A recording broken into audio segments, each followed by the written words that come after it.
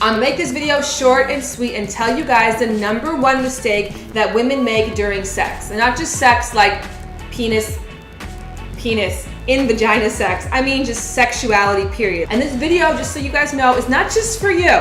It's a helpful reminder for me as well, because yes, even I make this mistake. That is how common this shit is, because as you can tell, I don't make a lot of mistakes. Take a little walk with me for a second. You and your boo have the night to yourselves.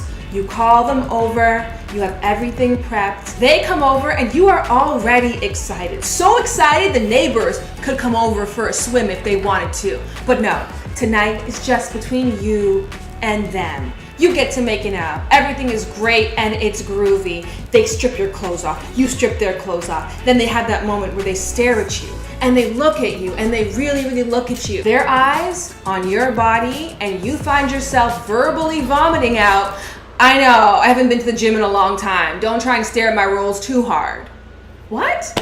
And like I said, this is my issue as well too. For me, I'm not very abundant in the assets department, and what I think I lack in fun bags, I make up for with a hell of a good time and my fun personality, but still nonetheless, when I am intimate with somebody or when someone's complimenting my body, period, I feel the need to bring up the fact that I get it. I don't have an ass and I have an A-cup chest. I fucking get it. Because in our minds, the only thing worse than an imperfect woman is a perfectly delusional ass woman. Don't get me wrong, I 1000% get why women do this. We've been doing this for ourselves as a coping mechanism ever since we bought our very first magazine, comparing our bodies to the bodies that are put on display and a pedestal by media and society, and very few of us, if not really any of us, measure up to what that is. So we think that making jokes, passive-aggressive comments, and unnecessary disclaimers about the fact that we don't compare to the Kardashians is a way of making everybody feel more comfortable, because they must be thinking it, so if you say it first, then everyone's gonna have a better time. At least we got that out of the way, right? But I wanna let you know today that you are wrong, and you are ruining your sex life because of it. Bringing your insecurities into the bedroom or into any kind of intimate setting not only makes it awkward for the other person, but also it reminds you in a time when you're supposed to feel celebrated, liberated, sexy, and beautiful, that once again, here's one more thing that you probably can't be as good at as you want to be. And as women know, women who are sexual, the surest way to getting yourself that big release and that big O is to get out of your head, to be in the moment. And how can you be in the moment if you were trying to figure out what position you can be in that hide the roles? Lastly, a tip for everybody.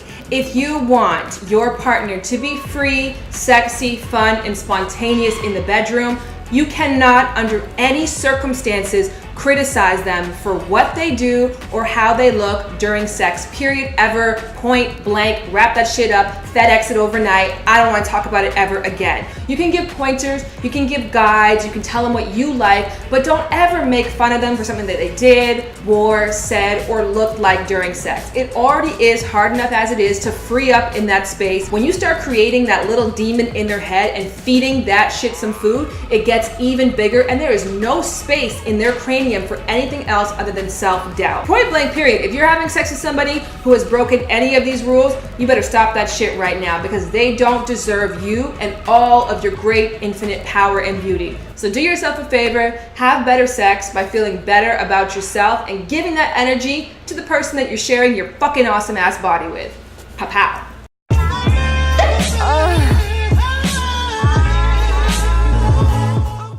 Hey everyone, I'm Joe. I'm Shannon. I'm Bart. I'm Gio, and you're watching Ask the Feels. And today we have a question from Free Tibet. Yeah, that's the whole base of like Freud anyway. He was just saying that we all want to fuck our parents. Exactly. True. I mean, I get that. And this is less creepy than that. Yeah, because it's you your win. sibling.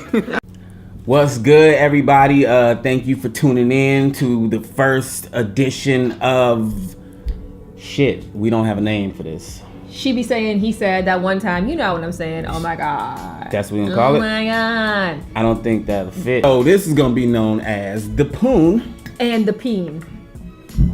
We out. We out. Peace.